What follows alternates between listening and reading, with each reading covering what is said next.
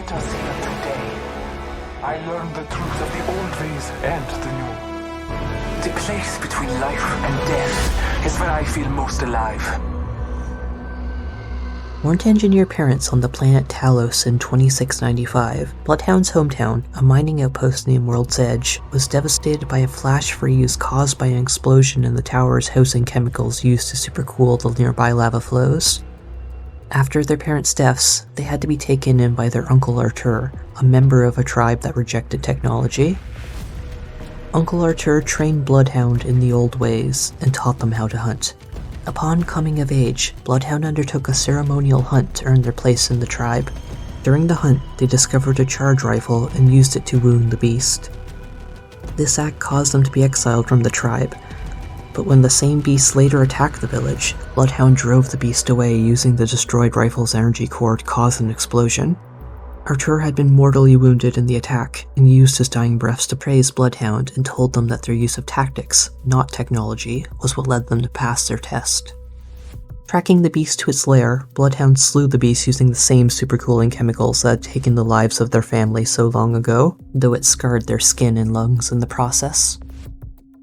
In the following years, Bloodhound became chieftain and championed the use of technology in conjunction with the old ways to the betterment of the tribe. Years later, a tracker named Boone requested to hunt his target in Bloodhound's lands. They agreed and helped Boone in his quarry, the two developing to lovers as time progressed. When the beast was finally found using specialized tracking tech that Bloodhound had developed, Boone captured the beast and intended to sell it to the Thunderdome Coliseum. Seeing no honor in this, Bloodhound parted ways with Boone. When they later went to find Boone in the Thunderdome, the beast had escaped during a demonstration, slaughtering Boone and much of the crowd in the process. Bloodhound subdued the beast, but was devastated at losing their lover and the senseless and honorless loss of life. For the last 20 years, Bloodhound has fought in Boone's place in the Apex Games, the successor to the Thunderdome. Their hope is that the honor they can earn will allow Boone passage into Valhalla.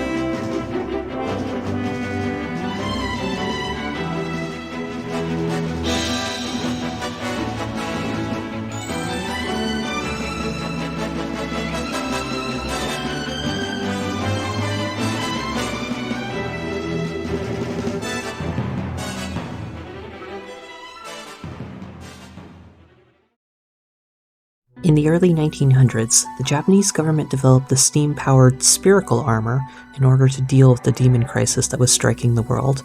Combat divisions were formed in Japan, Europe, and America with the goal of training pilots of high spiritual energy as an anti-demon defense force. Originally trained in the European Star Division alongside Ratchet Altair, Orihime Soletta, and Rennie Milstrauss, Subaru Kujo and Ratchet later joined the New York Combat Review, an American military unit that operates incognito as a theater troupe. Born to a noble family of Japanese descent, Subaru is known to be a perfectionist to a fault, seeing little point in wasting time or energy speaking when not necessary, or tactlessly tearing down squad mates when they perform poorly. Subaru struggles with bonding with the team initially. Despite the harsh words, Subaru is very defensive when criticized in return, and though executes technical tasks perfectly, struggles when tasks involve something that needs to be felt, such as freeform music or displaying empathy.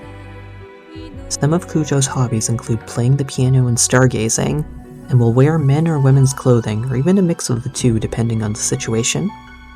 In the Japanese version, Subaru specifically talks in the third person to avoid using gendered language, and abstains from pronouns wherever possible. When questioned about gender, Subaru adamantly responds with organs being unimportant, that Subaru is Subaru, nothing more and nothing less.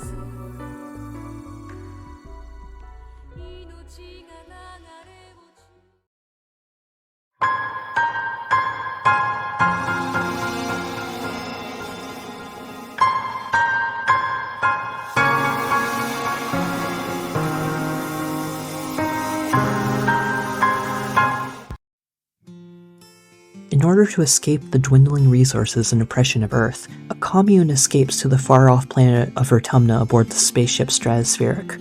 Unfortunately, hot on its heels is another ship, the Heliopause, a military ship that houses a regiment of strictly trained soldiers, sent to arrest and return the members of the Stratospheric. Nomination is not like the other members of the Heliopause. Nomi is quirky, creative, and was very much at odds with the other members of the ship. Their one and only friend was Rex, who was also bullied by the military youth cliques. This changed, however, when the Heliopause also crash-landed into Vertumna, and they met with the members of the Stratospheric. Nomi and Rex both found they had a lot more in common with the Stratospheric members, Nomi in particular being ecstatic at finally getting to meet another non-binary person in Seek, and potentially the player character. In the setting of Exocolonist, most children are given a specific bioengineered augmentation to give them some kind of advantage in life, such as an inability to feel fear, function with less sleep, or heightened stamina.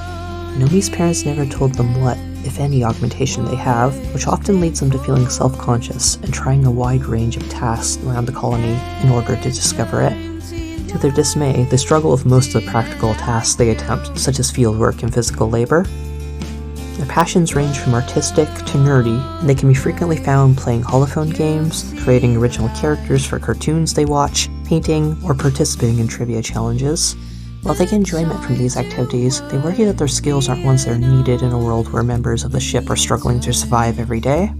Characters' stories can develop different ways depending on your choices. It's possible for Nomi to consider their asexuality or demisexuality. They can potentially end up in a relationship with you, Rex, or the both of you. Nomi can continue to pursue their creative tasks, or may take on the role of helping around the colony, particularly focusing on engineering or tutoring. One thing that remains constant, though, is their bright disposition.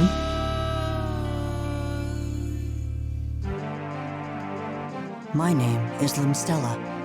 As long as my mission is fulfilled, all else is irrelevant. Why do you humans do such pointless things? Your quintessence is his. Be gone. In the past, a mage named Nurgle fell in love with the dragon Einar and became the father of her children. However, disaster soon struck, and Einar was taken from Nurgle. In a desperate bid to protect their children, he opened the Dragon's Gate and pushed them through. For hundreds of years, Nurgle studied magic and the dark arts, extending his life and stealing quintessence in an attempt to become strong enough to bring his family back, to become powerful enough to...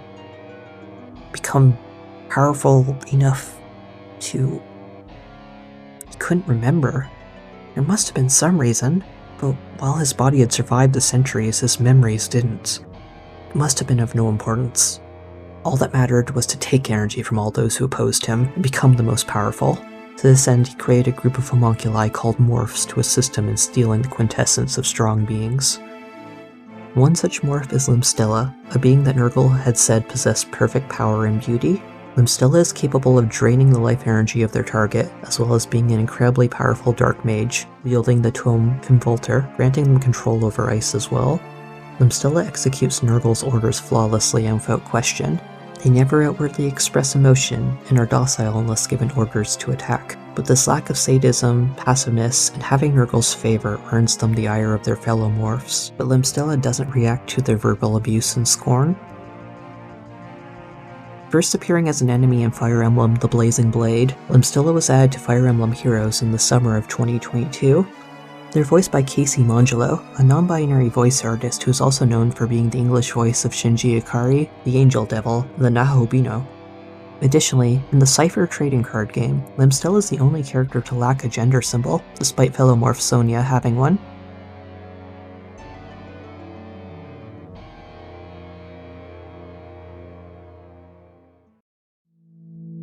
Wake up, sleeper. Your body is dying. But we can fight this. They don't own you anymore.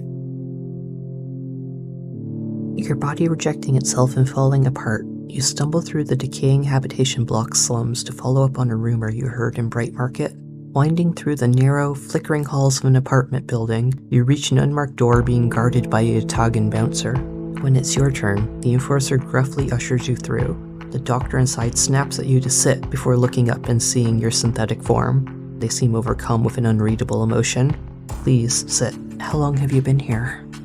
Desiring a robotic workforce, the Megacorp Essenarp developed a sleeper program. A human can digitize a copy of their minds, which would then be uploaded to an android body.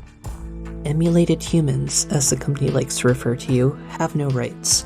You are company property, destined to work in indentured servitude. When you try to escape on board a freighter to a space station known as the Eye, you find your body starts rejecting itself. Not wanting to lose company resources, a failsafe installed by Essen requires you to take regular doses of a normally provided stabilizer to maintain your function and prevent your mind from being rejected, a form of planned obsolescence for any sleepers that tried to escape. Though Sabine's underworld connections help them secure a case of stabilizer to keep your body from shutting down, they are only able to provide you with the first dose for free, and you'll need to pay for more. Eventually, a note slipped into one of your stabilizers reveals that Sabine is as much of a prisoner as they are a doctor here, being forced to stitch up the gang members and install dubious biomechanical implants into the Yatagan enforcers in order to keep operating their clinic and to escape their mysterious past. When they discover that there may be an ulterior motive to the implants they've been installing, Sabine goes into hiding, as a hit is now put out on them by their former employers.